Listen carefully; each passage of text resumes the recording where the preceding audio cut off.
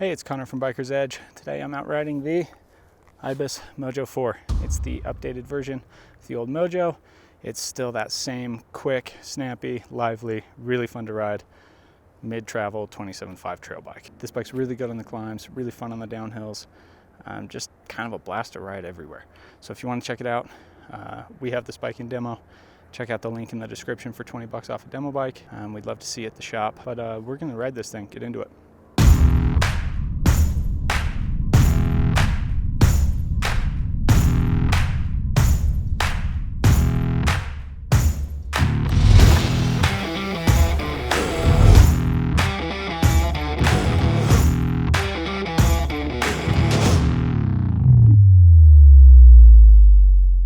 All right, so today we are talking about the Ibis Mojo 4.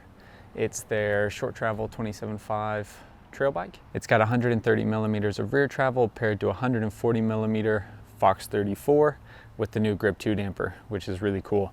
And it's the first time we're seeing that in the 34 chassis. The Mojo 4 saw a total redesign. The frame is completely different, and it brought that kind of old school traditional geometry up into the modern long, low, slack geometry. And now it rides a whole lot better. I've always liked the Mojo platform, but I've always had a few bones to pick with it. This new one is by far the best one they've ever made. We've got a 76.6 degree seat tube, a 65.4 degree head tube, and in extra large, the size that I rode, there's a 515 millimeter reach. So super long reach, but that steep seat tube kind of brings your weight forward. Doesn't feel extra long. The wheelbase in this, 1262 millimeters.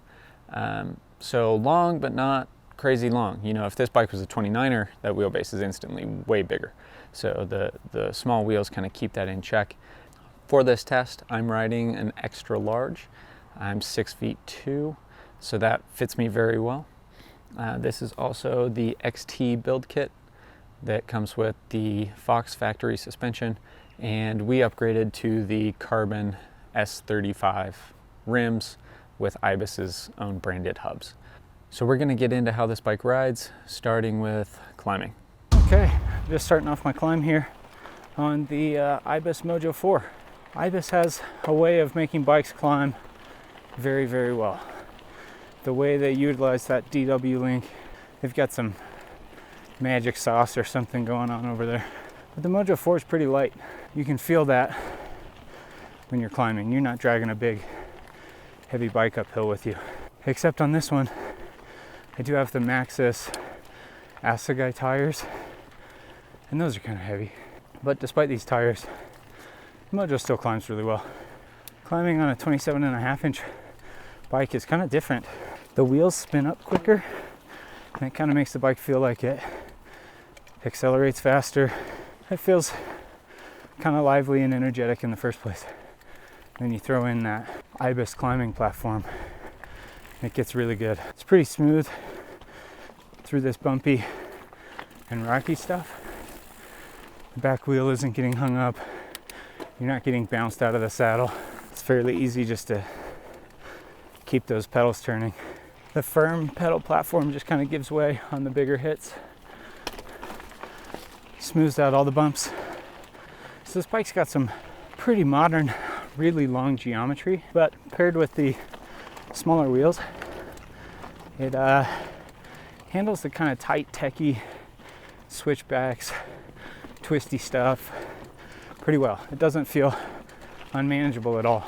So don't worry, I will be comparing this bike to the Santa Cruz 5010.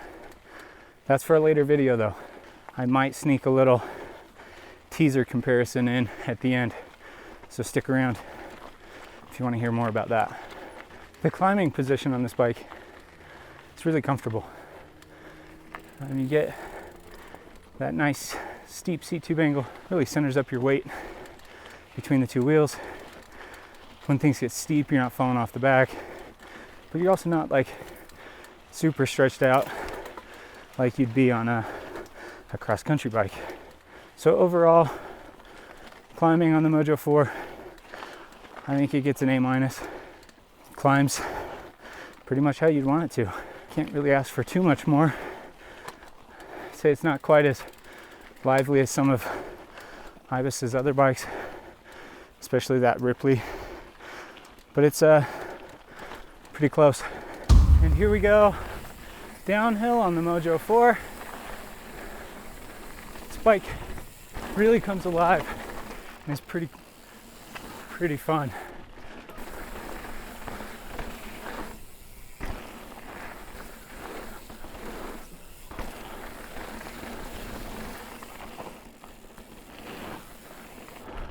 So getting around these corners, these get kind of tight at the end.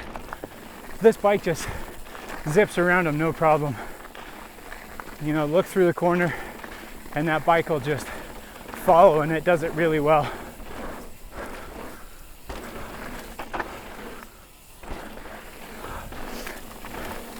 Don't tell my doctor, but not supposed to be jumping at all. Taking these jumps easy here. This bike rides pretty quiet on the downhill. Suspension does a really good job smoothing out all these little bumps. So like I was saying, this bike does a good job smoothing out little bumps and trail chatter. It doesn't have, you know, big burly suspension. It's got an inline shock and a Fox 34, but it uses it really well. Smooths out the trail. Feels pretty soft off the top. This 34 has the new Grip 2 damper in it. Feels really good off the top. I think it feels better than last year's 34 with the Fit 4. Little bunny hoppy things like that are extra fun on this bike. You get a lot of height with not a ton of effort. And the bike's light, so it zips up off the ground pretty quick. There's tons of mid-stroke to push into on this to get, you know, a good energetic bunny hop going. It's great for pumping into corners too. But this bike just likes to hop up and over rough stuff. It goes through it fairly well. You're not going to be monster trucking the roughest lines at full speed on this bike. I don't think the frame stiffness is there for doing that. The travel numbers aren't quite right for doing it. But, you know, some of the smaller chunky stuff like this, it's just fine. Plows through it okay. But if you can, it's more fun just to jump over it.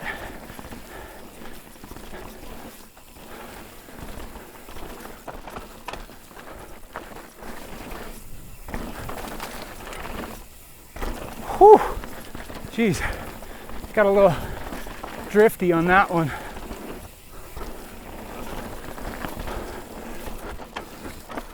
I've got this suspension set up pretty well to where it's soft and supple off the top, but I haven't had a harsh bottom out this whole ride. Haven't clanked through anything. Getting full travel on the rear on some of these. Got a little in reserve on that fork just in case something goes pretty sideways, but it feels really good for how soft off the top it is. To have that kind of bottom out support is nice. I think the older version of this bike, the Mojo 3, maybe could have been accused of being an old guy bike. I think this one erases all doubt on that. You can ride this one a lot harder. And I think it's all in that geometry. Now got a really long reach, pretty long wheelbase, slack front end, just good geometry for charging hard, getting after it. You have the same amount of travel, but the bigger geometry makes a huge difference. Corners on this bike are great. You just kind of set the line, get off the brakes, go for it. And the bike just zips around a corner. It's awesome.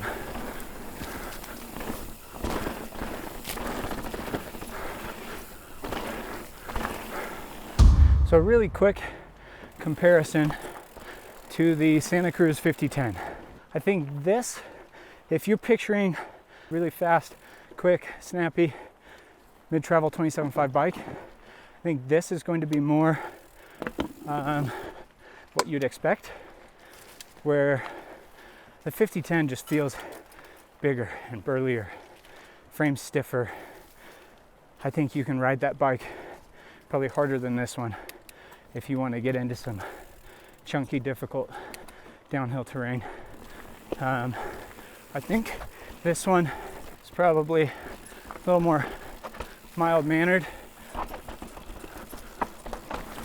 and it still rides hard enough, but I think this one probably even takes the cake on the playful factor, where it's just real quick and zippy.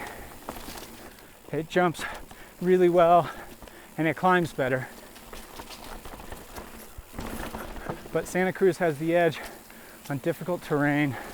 I think this suspension feels a bit deeper, more plush, for just pushing harder.